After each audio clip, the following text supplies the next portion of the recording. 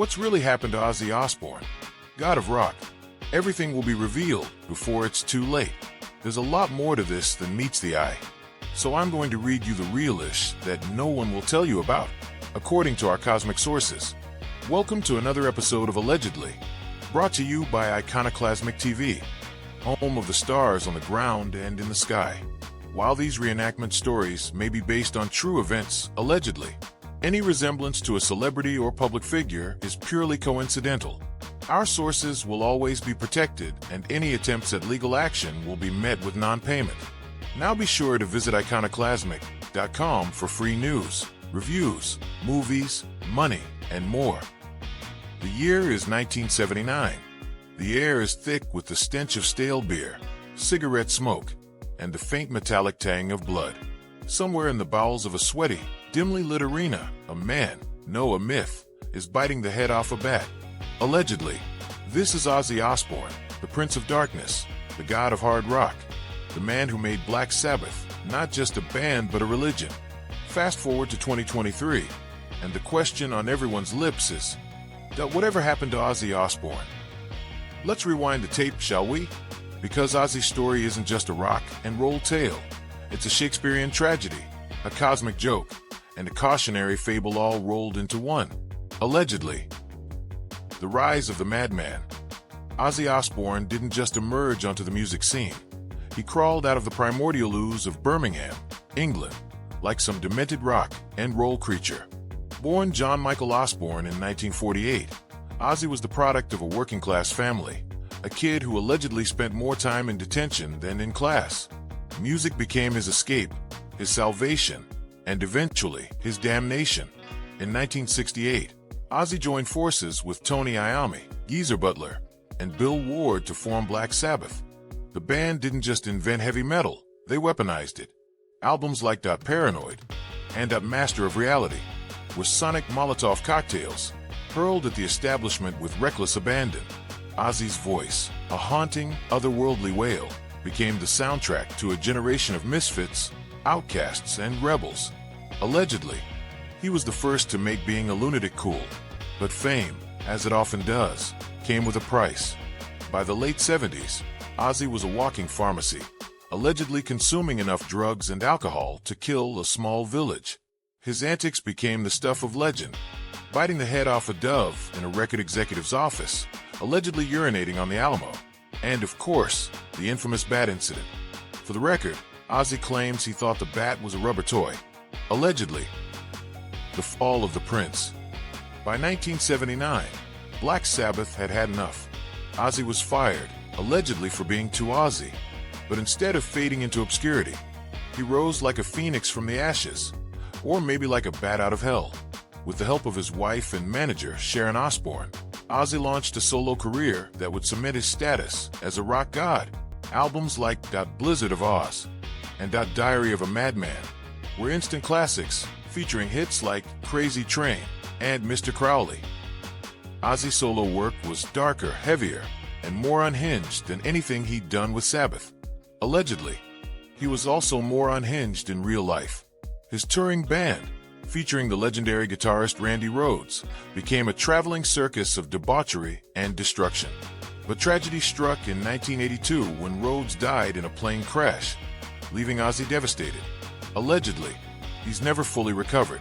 The 80s and 90s were a blur of hits, misses, and near-death experiences. Ozzy became a household name, thanks in part to MTV's The Osbournes, which turned his chaotic family life into must-see TV. But behind the scenes, the Prince of Darkness was struggling. His body, allegedly held together by duct tape and sheer willpower, was beginning to fail him. Years of substance abuse had taken their toll, and his mental health was hanging by a thread. The man behind myth. So, what happened to Ozzy Osbourne? The truth is, he never really went away. He just evolved. In recent years, Ozzy has become less of a rock star and more of a cultural icon. He's battled Parkinson's disease, undergone numerous surgeries, and faced his own mortality head-on. But through it all, he's remained defiantly, unapologetically Ozzy. In 2020, Ozzy released 𝗢𝗏𝗏𝗏𝗏, his first solo album in a decade. It was a raw, emotional work that showcased his vulnerability and resilience. Tracks like Under the Graveyard and Straight to Hell were a far cry from the anthems of his youth, but they resonated with fans old and new. Allegedly, even Ozzy was surprised by the response.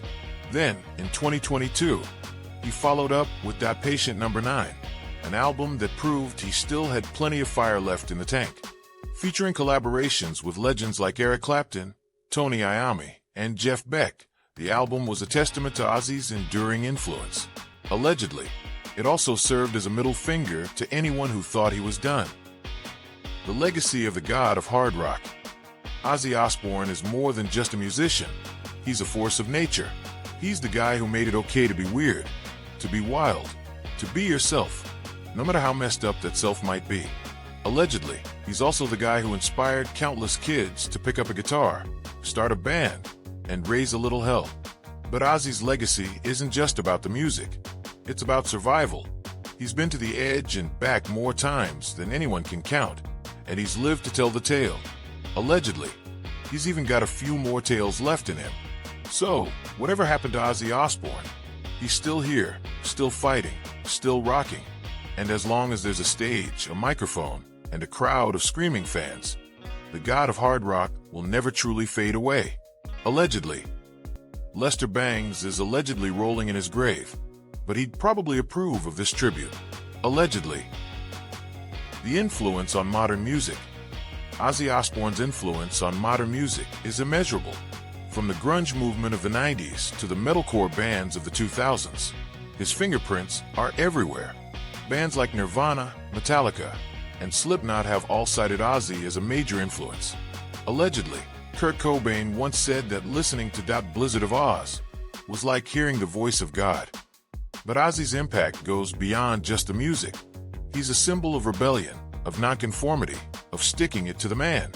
In a world that's increasingly homogenized and sanitized, Ozzy is a reminder that it's okay to be different, to be loud, to be a little bit crazy. Allegedly, he's also a reminder that you can survive just about anything if you've got a good sense of humor and a strong liver. The personal struggles and triumphs. Ozzy's personal life has been a roller coaster of highs and lows. From his battles with addiction to his struggles with mental health, he's been through the ringer. But through it all, he's managed to come out the other side, battered but not broken. In recent years, Ozzy has been open about his struggles with Parkinson's disease. It's a cruel twist of fate for a man who's spent his life on the move, but Ozzy has faced it with the same defiance that's defined his career. Allegedly, he's even joked that Parkinson's is just another thing to add to the list. But for all the struggles, there have been triumphs. Ozzy's marriage to Sharon has been a source of strength and stability, and his children have followed in his footsteps, carving out their own paths in the music industry. Allegedly, Ozzy couldn't be prouder. The final chapter. So, what's next for Ozzy Osbourne? Only time will tell. But one thing's for sure, the god of hard rock isn't done yet. Whether it's through new music, a final tour, or just continuing to be Ozzy, he's got plenty left to give. In the end, Ozzy Osbourne is more than just a rock star. He's a legend, a survivor, and a true original. And as long as there's music, there will be Ozzy. Allegedly.